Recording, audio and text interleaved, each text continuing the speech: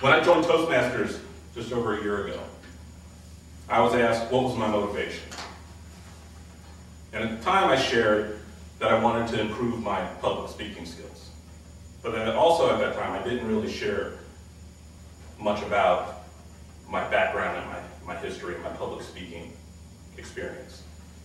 Well, as quiet as it's kept.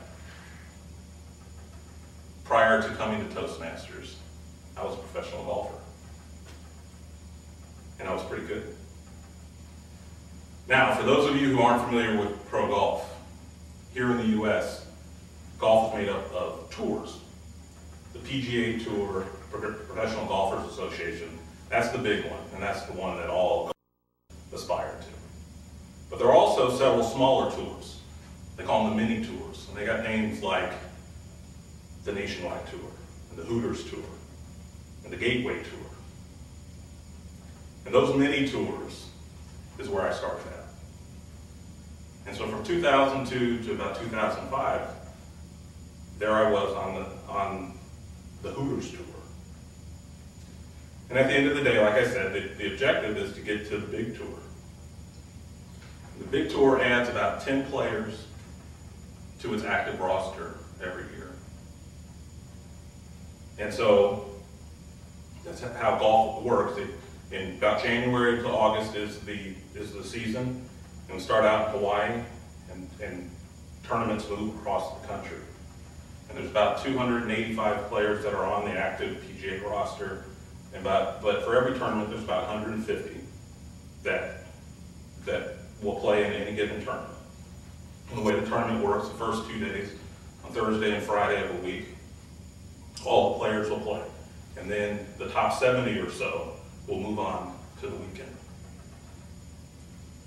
And those top 70, those 70, they participate in what's known as the prize pool. And the champion of a given tournament will earn about $1 million for winning. The low man, the 70th player, he'll earn about $7,000.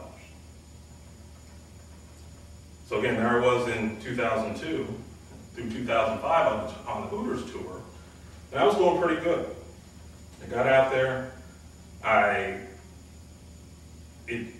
was playing well, and then in about 2005, things really took off.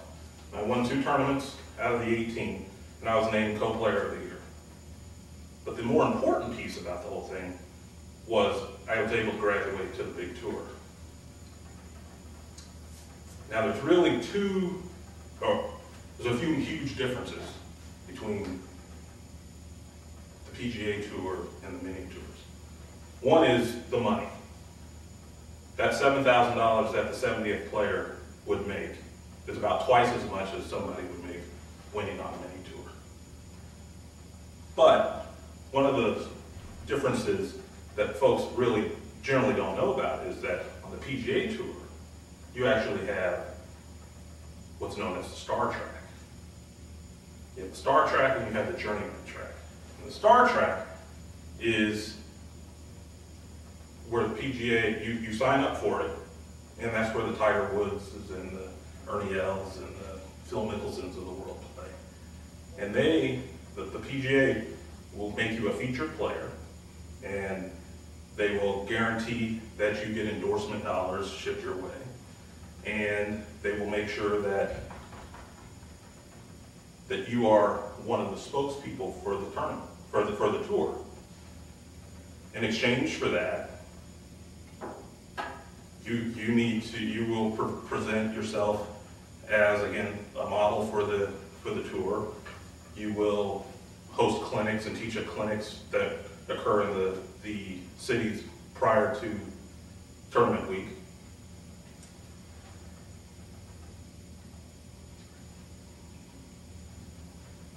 But you will become a star. And as a journeyman, you won't have to do any of all that. You won't get any of the preferential treatment, but on the other hand, you'll be left alone to play golf. So in any event, I came to the tournament, and because of my relative old age coming to golf, I said, I'm going on the star track. And I get on the star track, and I'm doing pretty well. First 2 tournaments, I made the cut, ended up in the top 30. And then my third tournament. And the dollars started rolling in. I got a couple endorsements. And I ended up being able to get a couple of advertisements or interviews and what have you. And I ended up in my third tournament getting partnered with Tiger Woods. And that's when the wheels fell off. I know if you see, golf is a pretty solitary event. Thursdays and Fridays for most players, small groups, only your friends and family are watching. You ever seen Tiger Woods? 100 folks on the tee box waiting for you to hit the ball. Same token, 100 people on the green waiting for you to putt.